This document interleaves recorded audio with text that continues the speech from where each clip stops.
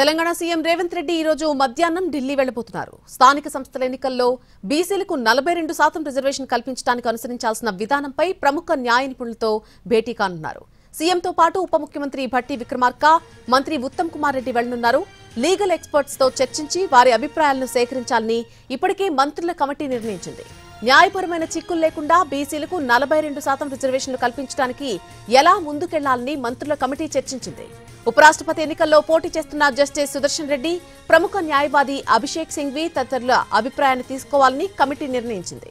మరోవైపు బిల్లుల ఆమోదంతో రాష్ట్రపతి, గవర్నర్లకు నిర్దిష్ట గడువు ఉండేలా చూడాలని సుప్రీంకోర్టులో ఇప్పటికే కేసు విచారణలో ఉంది.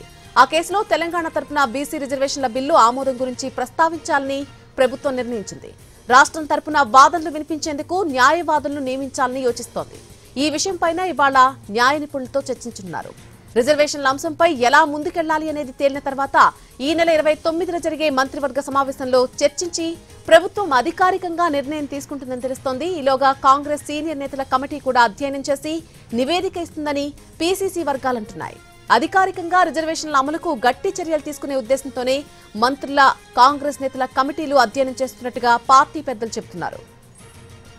ఇక ఢిల్లీ పర్యటనలో ఈ భేటీ కీలకం కానుంది.